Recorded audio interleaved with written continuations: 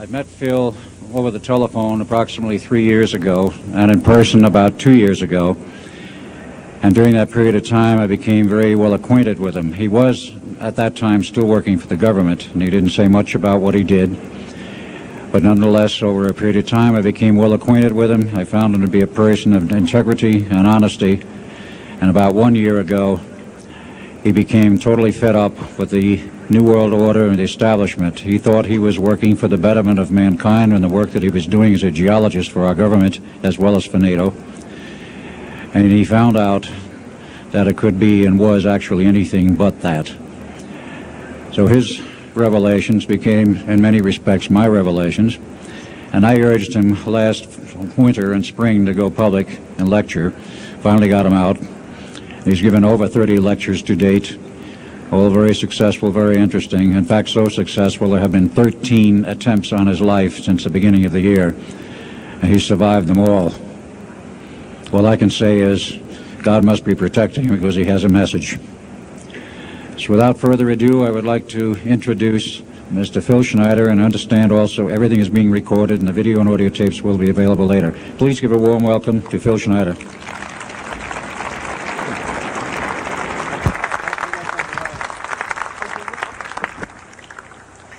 Thanks, Al. I guess I can always start off by saying loose lips sink ships. That's almost a pun anymore. I'm Phil Schneider. I worked 17 years for the United States government as a geologist and aerospace engineer as well as a structural engineer. I worked for such elusive occupations with Morrison Knudsen, Bechtel, Page & Page, Aerospatiale of France, and a host of other, EG&G and a host of other, Los Alamos Laboratory and these kind of things. But rather than bore you with all those statistics, I've got cooked up a real mixed bag here of different topics, and it's might be a little bit like brain overload, but I'll start from the beginning. Now, like I said, I worked 17 years. Co-invented methods of shape charge blasting as well as laser rock deflagration, which means rock is literally melted or powdered by a special laser combination, and the residue of the rock underneath is applied as a coating, as a liquid coating, kind of like instant agate, if you could imagine a hunk of agate, which is a hard silica mineral, rock actually.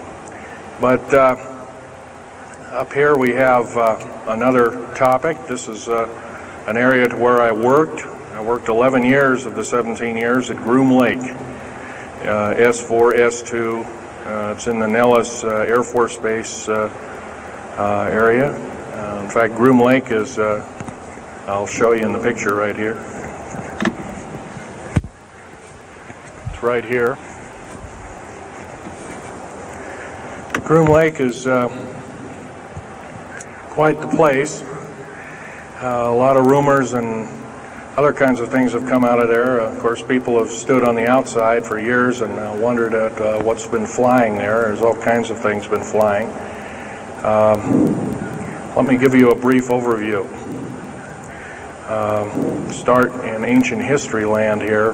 Back in 1909, the U.S. cavalry was engaged in catching some banditos that had crossed over the Mexican border into a place called Truth and Consequences, New Mexico.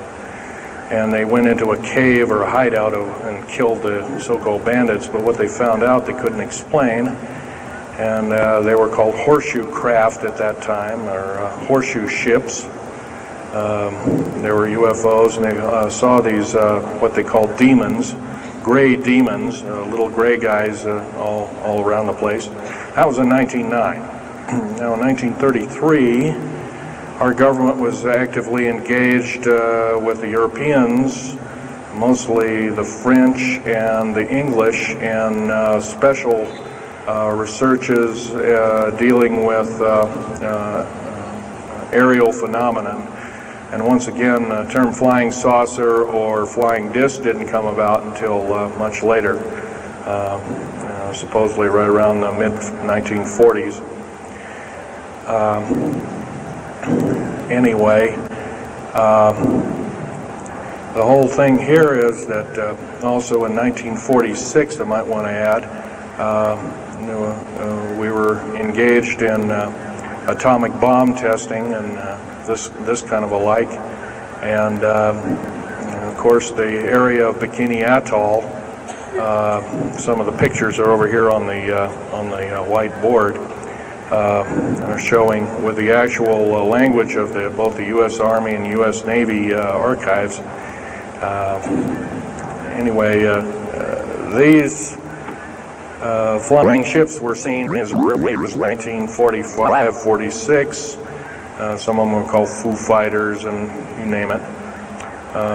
They were fully known about, maybe as early as 1935 or 36 by our U.S. Navy.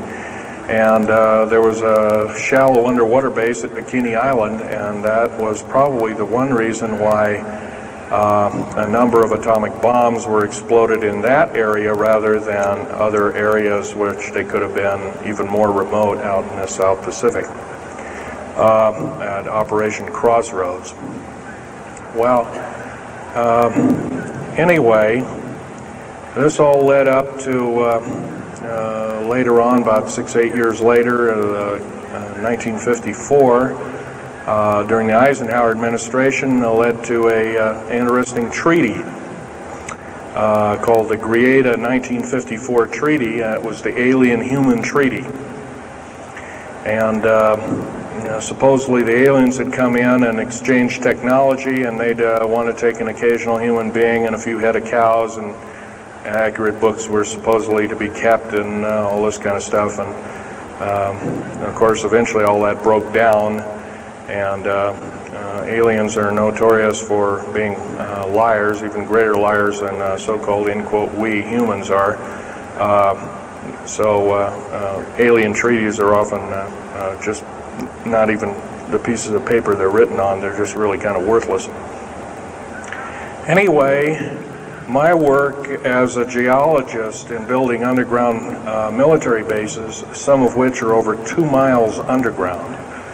And I think when you listen to Al tonight, if you have a chance to listen to him, he will speak of, Al's actually been on some of the high-speed monorail subway cars, if you might want to call them, that link these bases together. Some of them are capable of riding on a cushion of air about 3/4 of an inch off a rail at a better part of Mach 2.